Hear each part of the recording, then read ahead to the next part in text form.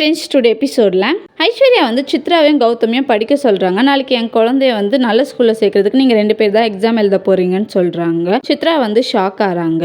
மகா வீட்டுக்கு வராங்க. ராஜலட்சுமி ஏன் லேட்டுன்னு சொல்லி கேட்குறாங்க. எங்கள் வீட்டுக்கு போயிட்டு வந்தேன்னு சொல்கிறாங்க. காயத்ரி சொல்கிறாங்க, என்ன நெஞ்செழுத்து இருந்தால் உங்கள் வீட்டுக்கு போயிட்டு வருவேன்னு சொல்லி கேட்குறாங்க. என் வீட்டுக்கு போகிறதுக்கு நான் யார்கிட்ட பெர்மிஷன் கேட்கணும் அப்படின்னு சொல்லிட்டு மகா பேசுகிறாங்க. காயத்ரி சொல்கிறாங்க, இதுக்கப்புறம் உங்கள் வீட்டுக்கு போனோன்னா இங்கே வராத அப்படின்னு சொல்கிறாங்க. ராஜலட்சுமி வந்து கோவப்படுறாங்க. அவளை இந்த வீட்டுக்கு வரக்கூடாதுன்னு சொல்றதுக்கு உனக்கு எந்த ரைட்ஸும் கிடையாது. நான் அவளை வந்து அவங்க வீட்டுக்கு போகக்கூடாதுன்னு சொல்றதுக்கு எனக்கு எல்லா உரிமையும் இருக்கு அப்படின்னு சொல்றாங்க. என்னக்கா இப்படி பேசுறீங்க அப்படின்னு சொல்லிட்டு கேக்குறாங்க.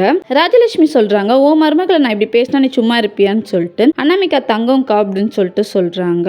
அவ தங்கமா இருந்தா தகரமா இருந்தா என்ன, நீ இதுக்கப்புறம் மகா பேசுற வேலை வச்சுக்காதுன்னு சொல்லிட்டு அந்த பிளேஸ்ல இருந்து போறாங்க. ராஜலட்சுமியை வந்து ராஜலட்சுமி ஹஸ்பண்ட் வந்து பாராட்டுறாரு. நீ மகாக்கு சப்போர்ட் பண்ணி பேசினது எனக்கு ரொம்ப சந்தோஷம்னு சொல்றாரு. நான் மகாக்கு சப்போர்ட் பண்ணிலாம் பேசல. இப்ப காயத்ரி வந்து பெரியவங்களை எதிர்த்து பேசினான்ற ஒரு வார்த்தைக்காக தான் நான் பேசினேன்னு சொல்றாங்க. சூர்யா வீட்டுக்கு வராரு. மகா வந்து காஃபி வேணுமான்னு சொல்லி கேக்குறாங்க. வீட்டுல போடவா இல்ல ஹோட்டல்ல வாங்கணுமா அப்படின்னு சொல்லி கேக்குறாங்க. எதுக்கு நீ இப்படி பேசுற அப்படின்னு சொல்லி கேக்குறாங்க. மகா வந்து கோவமா போறாங்க. தேங்க்யூ.